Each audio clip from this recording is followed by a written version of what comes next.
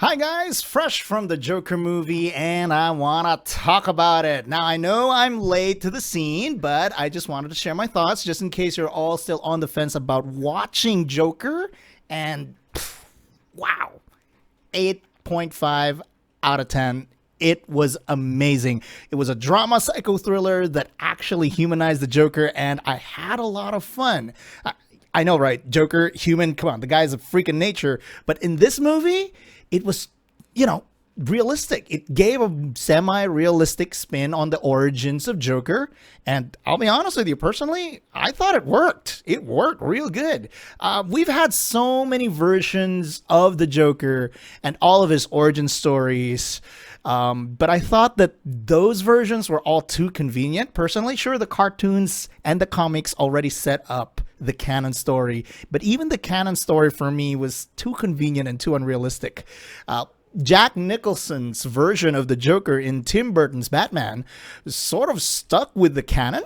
And, they didn't really flesh that out even. Heath Ledger, may he rest in peace, in Christopher Nolan's Dark Knight, plays probably the most iconic version of the Joker, but his origin story was also just quickly told in just one scene, coining the expression, "Why so serious?" Right?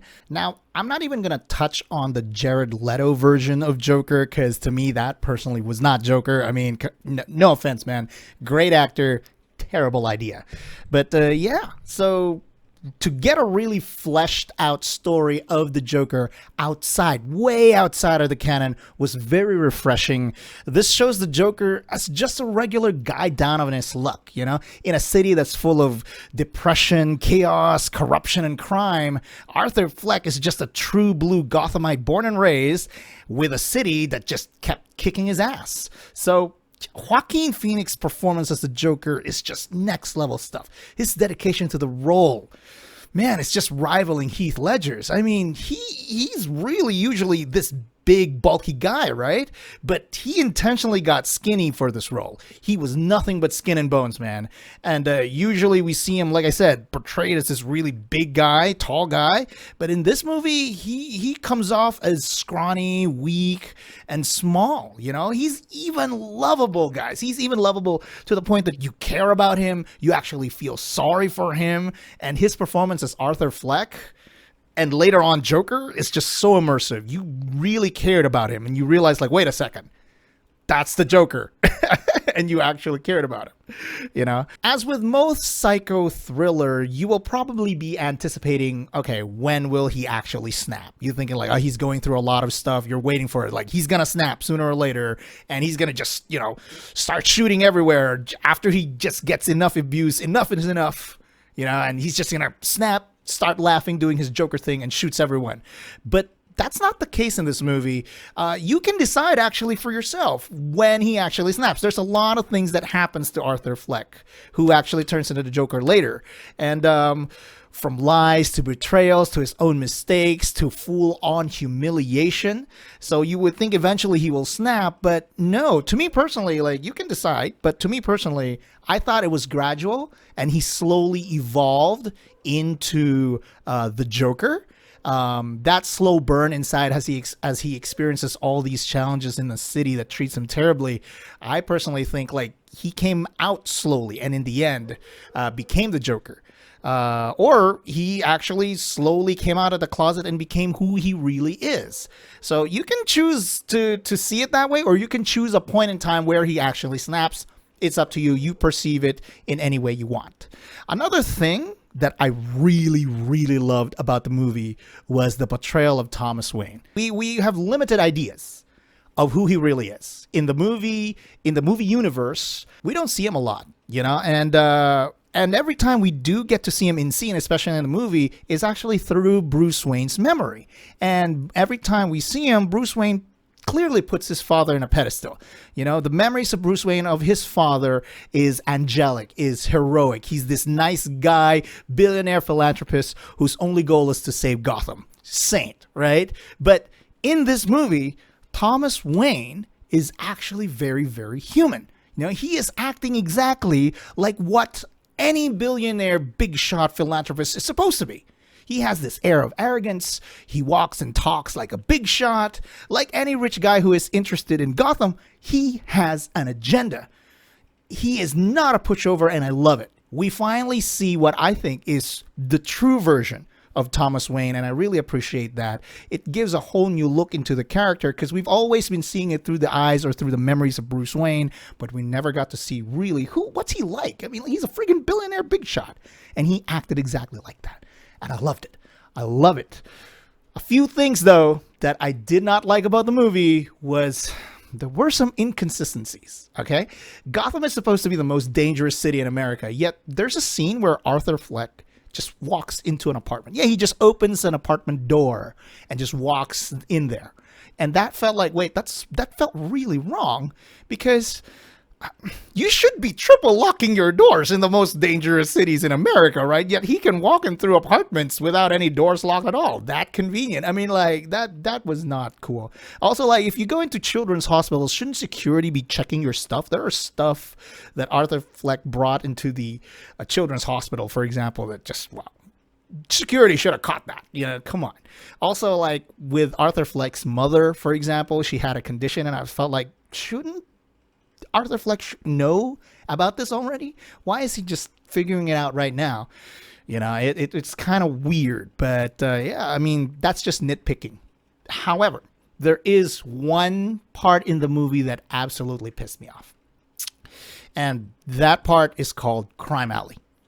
Okay, sorry guys, I'm really sorry. That's a spoiler right there. There is a crime alley scene in this movie. If you don't know what a crime alley scene is, bless you. You don't have any problem with this movie. It's cool. You can move on. But the crime alley scene here, you could see that it has just been abused so many times. I have never seen a scene been reused this many times across as many movies as I can remember. All right, let's go through memory lane, because I really felt like I can't help but feel sour about having a crime alley in a movie that probably didn't need it. Okay. Let me think. Crime Alley, of course, you got Tim Burton's, okay? You got Tim Burton's Batman with Crime Alley, of course. That was the first movie, serious Batman movie that came out in Hollywood. I think it was 1989 or something. And then Bat Nipples. I mean, Batman Forever starring Val Kilmer. Awful movie, by the way. But yeah, there's Crime Alley there. Christopher Nolan's Batman Begins, also probably the best version of Crime Alley, is right there, the most dramatic version. And Gotham, the TV series, of course, has Crime Alley. Batman versus Superman, of course, has Crime Alley. If you watch cartoons, the Crime Alley is there in Batman's, almost every cartoon in Batman cartoons, especially Gotham Knights Anthology. Crime Alley is there. And if you play the video games, it gets even more immersive, because Arkham Asylum, Arkham City, Arkham Knight, even Batman Arkham Origins, I think it's called Arkham Origins. Yeah, that's a lot of Crime Alley to process, and I've seen it, and I'm sure so many people who are fans of Batman have seen it too many times, and to let it happen in a movie like this, it felt kind of cheap. As a matter of fact, that Crime Alley scene in Joker is probably the cheapest and most anticlimactic scene of the Crime Alley ever. It was just so awful, and I thought it was forced. If you could get Thomas, Martha, and Bruce Wayne in the alley and just, you know, change scene, because we all know what's going to happen there. They went into the alley, and everyone who's a fan of Batman will watch this movie and will probably know what happens. And we've seen it happen too many times, and I thought that was cheap. I thought that shouldn't have been the scene at all. But again, that's just a small part of the movie. And it's kind of weird, because it's like, I didn't know what they wanted to do with the Crime Alley. There's a big thing going on here. Crime Alley's going, but we don't really want you to focus on that right now. There's a bigger story right here. But yeah, there's Crime Alley. Like, what? You didn't even need that. So I felt betrayed, and I wish they didn't even have to include it, or they could have just shown a small scene and not go through the entire Crime Alley scene. But again, that's just nitpicking. Overall, at the end of the day, the movie serves as an ultimate prequel to not just the Joker, but the entire Batman chronology. I love the transition and the evolution of Arthur Fleck as he goes from victim to psycho to later on Gotham symbol. I mean, it's a drama psycho thriller, and Joaquin Phoenix, I think he will get an award for this, at least nominated for Best Actor. You know, he does Joker justice, and this alternative take gives us a better perspective of who he actually is as a human being. So, great movie for teens and young adults. Like I said, super recommend, 8.5 out of 10. It's drama, it's heartwarming, but at the same time gut-wrenching, and I love it. I love everything about it. And hey, you know what? I'm excited to see how Joaquin Phoenix as the Joker goes up against Batman if they're gonna do a reboot. If they're gonna do a reboot, there goes Crime Alley again. They're gonna probably do a Crime Alley again on the reboot